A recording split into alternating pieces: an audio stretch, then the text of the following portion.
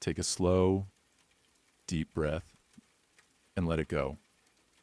Allow your body to soften, your thoughts to settle. There's nothing you need to do right now. Just listen. Let the words gently flow through you, absorbing even as sleep begins to wash over you. And when you awaken, you may find something within you has quietly shifted. A little more clarity, a little more wisdom.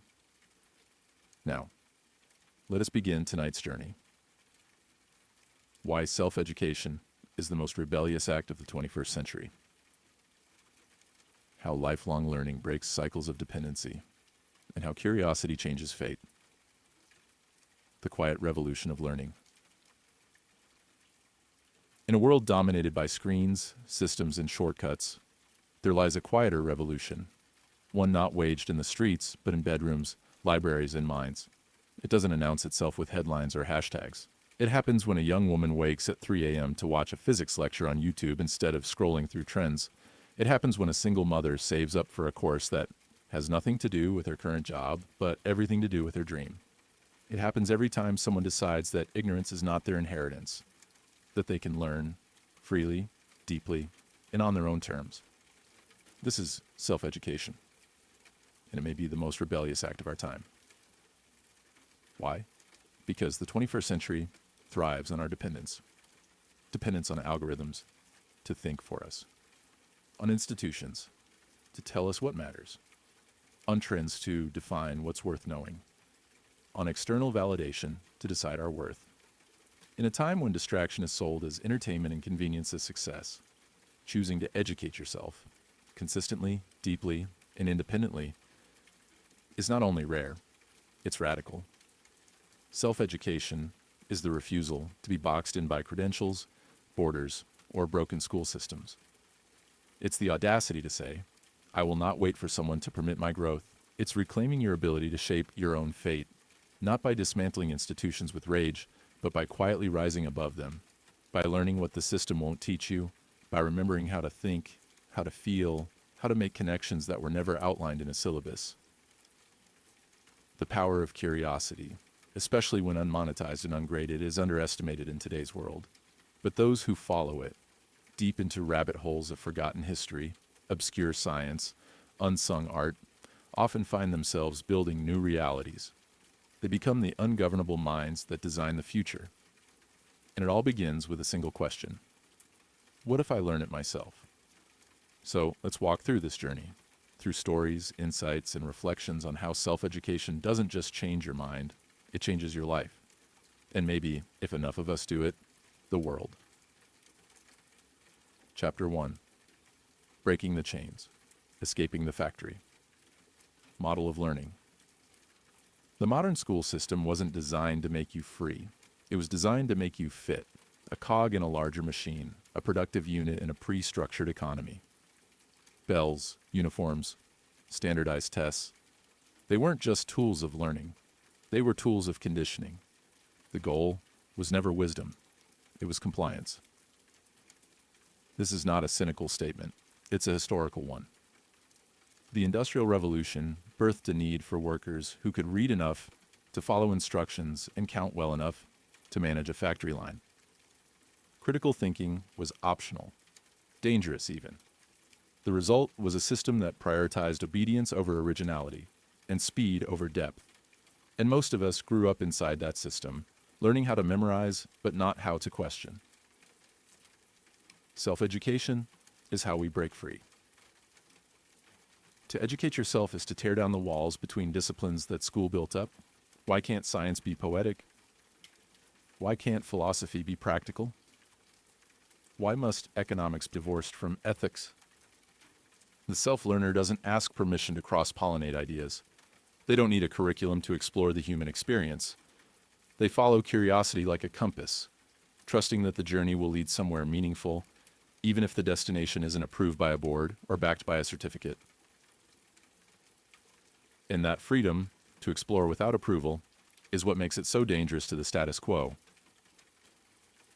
Think of the high school dropout who teaches himself code and becomes a multimillionaire tech founder. Or the teenager who learns geopolitics from podcasts and documentaries, outthinking adults with degrees. These stories are becoming more common, not because traditional education is evil, but because it is outdated. It moves too slowly for a world changing this fast. Today, knowledge isn't locked behind ivory towers. It's on your phone, in your pocket, in every library, podcast, and conversation you choose to enter with curiosity. And yet, despite this, most people never tap into it. Why? Because self-education requires initiative, and initiative is the rarest skill of all. When you decide to become your own teacher, you accept full responsibility for your growth. There's no one to grade you, no one to motivate you but yourself. It's hard, lonely, and uncertain, but it is also liberating. You no longer need permission to reinvent yourself.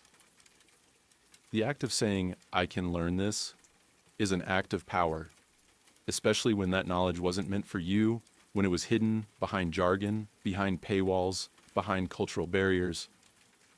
The moment you choose to decode it, you are rewriting your fate, not just escaping dependency, but denying its legitimacy. You're saying, "I am capable, I am evolving, I am free." And in a world that profits from your passivity, that is the ultimate rebellion. Chapter 2, the age of algorithmic amnesia. We live in the most informed time in human history, and also the most distracted. Paradox? Not really. Information is everywhere, but wisdom is scarce. We swipe through headlines, but forget the details. We binge watch history documentaries, but rarely let their lessons settle. In this age, remembering how to think is more important than knowing what to think.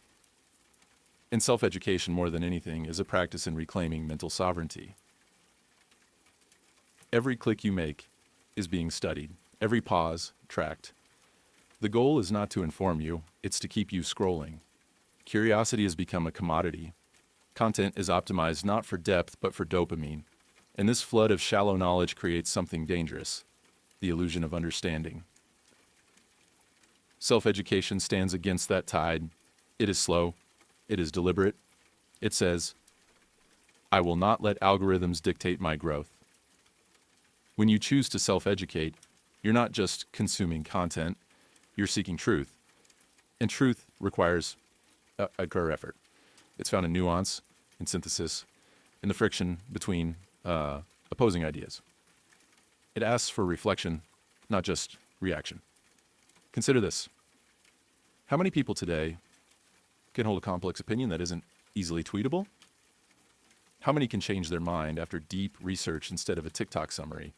That ability is rare because it's not taught, it's cultivated. Self-educators do this. They pause, they question, they dive deep, they resist the convenience of conclusion in favor of the discomfort of exploration. In a world where everyone's shouting, they quietly investigate. And through that investigation, something profound happens. They remember how we're to think.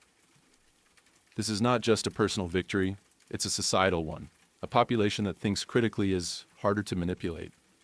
It sees through marketing, through propaganda, through oversimplified narratives. It demands better, not just from others, but from itself. There's a reason totalitarian regimes fear independent thinkers, not because they riot, but because they inspire. One well-informed person can awaken thousands, and that awakening doesn't come from a trending video.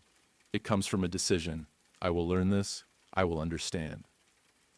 And so, the rebellion continues, not with fire and fury, but with focus, with minds unplugging from noise to plug into purpose, with individuals choosing knowledge over novelty, with a quiet, persistent resistance to forgetting who we are and what we're capable of. That is how curiosity changes fate. Chapter 3, the death of gatekeepers, learning without permission. There was a time when knowledge was a fortress, guarded by professors, publishers, and paywalls. You had to pass through the right channels to be granted access. A degree was the passport. a classroom the only valid territory for intellectual growth. If you didn't speak their language or walk their path, you were kept at the gate. But that world is crumbling. Today, if you have a phone and a will to learn, the gates are already open. The professors are now YouTubers. The textbooks have turned into podcasts.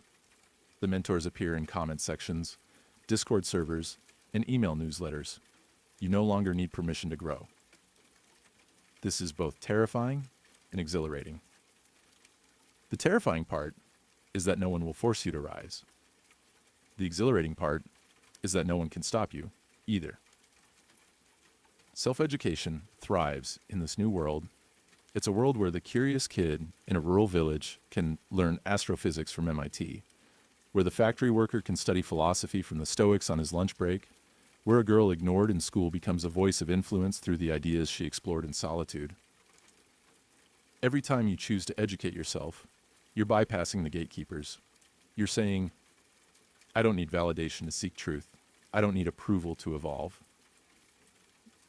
The gatekeepers aren't just institutions. They're also voices inside us: doubt, imposter syndrome, fear of not being qualified. Self-education is the act of confronting those voices and saying, learning is my birthright. And as you continue walking the path of self-education, something subtle but powerful happens. You become dangerous. Not in the destructive sense, but in the influential one. You become someone who sees more, understands more, connects more. You begin to speak a different language. You start drawing maps in your mind that others never learned to trace. Gatekeepers fear that, because when you don't need them to succeed, they lose their power. Let's not forget, some of the most influential thinkers of history were outsiders. Leonardo da Vinci was self-taught. So was Malcolm X. So was Maya Angelou. So was Steve Jobs. These weren't anomalies. They were trailblazers in the most rebellious act of all: learning without permission. You don't need a certificate to validate your knowledge. You don't need a classroom to expand your mind. You need hunger. You need courage. And you need time. Not always in quantity, but in quality. That's the irony. The time we spend scrolling mindlessly could be the time we use to set ourselves free. Self-education isn't about being perfect, it's about being persistent. It's about choosing intentional learning over passive consumption. And once you taste that freedom, you'll never want to go back. Chapter 4. Learning as a form of healing. Not all wounds are visible. Some are buried in our sense of inadequacy. Some stem from being told we weren't smart enough, that we didn't belong, that we weren't worthy of a seat at the table. These wounds often fester in silence. They manifest as self-doubt, procrastination, fear of trying. But learning, real, soulful, self-directed learning, can be a balm to those wounds. When you begin to teach yourself something new, not for grades or gold stars, but for growth, you're reclaiming your narrative. You're saying to that wounded version of yourself, I haven't given up on you. I still believe in us. That is healing. Imagine someone who always felt dumb in school picking up a book on neuroscience and realizing they understand it. Or someone who flunked out of college but is now devouring lessons on entrepreneurship and building something meaningful. These aren't just acts of learning. They're acts of transformation. Self-education isn't about pretending the past didn't happen. It's about rewriting your relationship with it. It's about turning shame into curiosity, and curiosity into growth. No external achievement can substitute this internal repair. The education system often treats everyone the same, even though our minds and stories are so different. It punishes the slow, overlooks the imaginative, and forgets the sensitive. But self-education is where you learn at your own rhythm, where failure is not a verdict but a valuable guide, where there's room to feel and rethink. Healing through learning doesn't require a destination. Sometimes it's the simple joy of understanding one concept you once feared. Sometimes it's building a skill you thought was out of reach. Each small breakthrough is a message to your inner self. You are capable. You are evolving. And here's what's truly rebellious. Healing yourself so deeply through knowledge that you stop asking the world to fix you. You don't need the perfect mentor. You don't need to be in the right environment. You are the environment. You are the one who shows up, who logs in, who watches, listens, reflects, and applies. That autonomy is healing. That sense of control is sacred. In a world that tells you to outsource everything, your worth, your success, your future, healing yourself through self-education is a declaration of inner power. So don't just learn for career, learn for peace, learn for identity. Learn for the younger version of you that still wonders if they're enough. Because every time you teach yourself something new, you're whispering to them, yes, you are. Chapter 5. Curiosity as compass, not career plan. From an early age, we're trained to ask one question about learning. How will this help me get a job? It's not a terrible question. It's just incomplete. It shrinks learning into a transaction, knowledge in, money out. But the best learning doesn't always pay off in dollars. Sometimes it pays in clarity, in character, in courage. Curiosity doesn't care about your resume. It doesn't care what's useful. It pulls you toward what's meaningful. Self-education follows that pull. It says, follow the thread that excites you, even if it makes no sense right now. That documentary about bee colonies. That obscure book on Stoic philosophy. That hour spent watching a woodworker build a chair. They may seem like distractions from your real path. But sometimes those moments shape who you become in ways you can't predict. A curious mind sees more possibilities than a calculating one, because when you follow curiosity, you're not just learning facts, you're learning how you love to learn. That's more important than any single topic. A career can collapse, an industry can change overnight, but a curious mind adapts, evolves, reinvents. There's a story about Steve Jobs studying calligraphy in college, a class that had no career relevance. Years later, it became the reason Apple had beautiful typography. That's the power of curiosity. It doesn't move in straight lines. It loops, circles, weaves, and eventually it connects. Curiosity isn't naive. It's strategic in a deeper sense. It prepares you for a world of chaos by giving you the flexibility to grow in unexpected directions. So instead of asking, what will I get from this knowledge? Ask, what part of me does this awaken? Because the truth is, a curious person will always find their way. They'll ask better questions in interviews. They'll learn faster in new roles. They'll find meaning in unexpected places. And most importantly, they won't burn out easily because they're fueled by wonder, not just wages. That's how curiosity changes fate. It turns every moment into a classroom. It turns frustration into research. It turns boredom into exploration. And it keeps you alive, not just biologically, but vividly, soulfully. So be curious, wildly, and unapologetically. Let your mind wander. Let your interests collide. Because in that beautiful chaos, you're not just learning, you're becoming. And that is the most rebellious thing of all. Chapter 6. Building a life no one can take from you.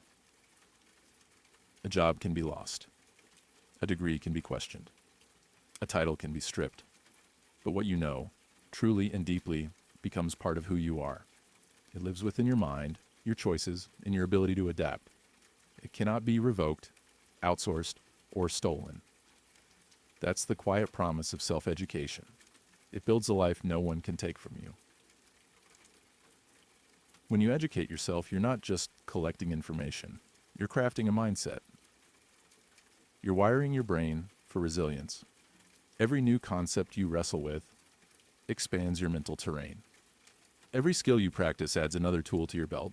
With time, you become a person who is not easily shaken. This is a radical shift in how we define security. We're taught to chase security through status, through certificates, salaries, social approval. But these are external. They fluctuate with markets and moods. True security is internal. It's built on competence, clarity, and self-trust.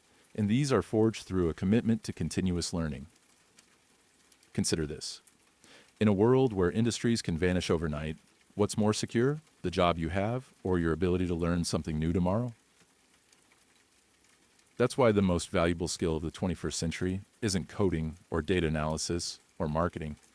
It's self-education. Because a person who knows how to learn can pivot. They can retool. They can reinvent. They don't freeze when the world changes.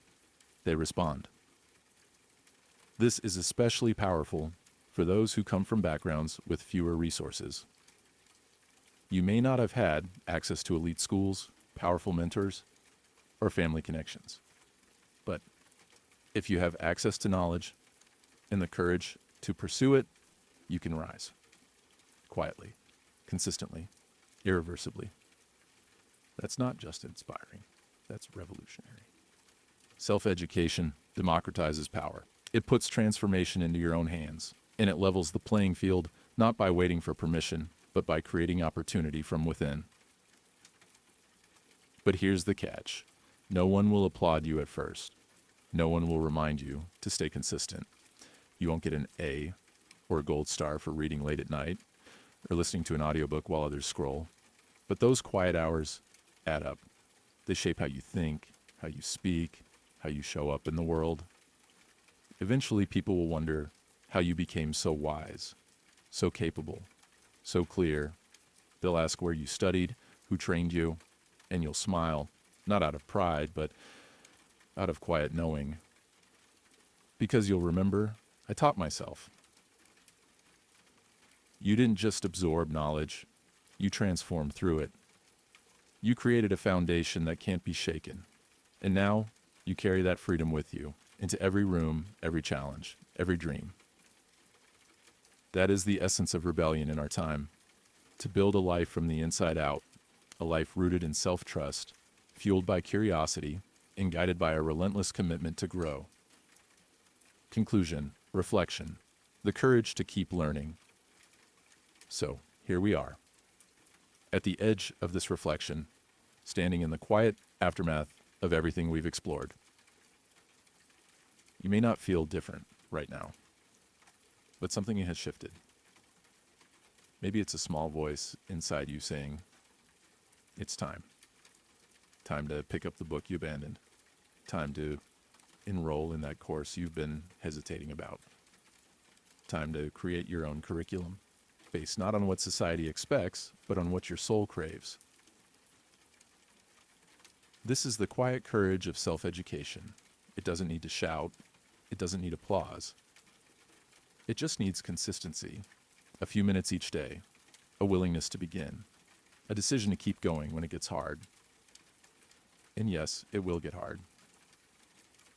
There will be days when your curiosity feels weak and your motivation fades. Days when you question whether it's worth it. When the world tells you to just relax, scroll, binge, numb out. But you will remember every time you choose to learn, you are choosing yourself. You are stepping into a story where you are the author, the teacher, the hero. That story matters.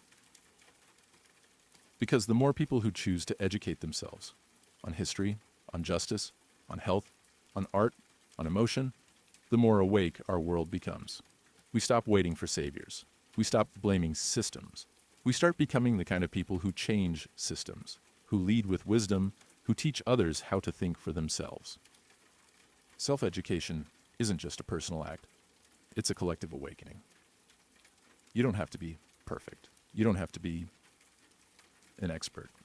You just have to start with whatever pulls at your curiosity, with whatever reminds you that you're alive. Read, watch, reflect, connect, and above all, apply.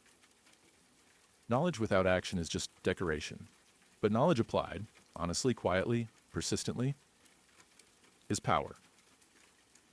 So ask yourself, what would my life look like if I gave myself permission to learn freely? What would I become if I pursued growth like my life depended on it? Because, in many ways, it does. The life you're meant to live is on the other side of the knowledge you've yet to claim. And you don't need anyone's permission to reach for it.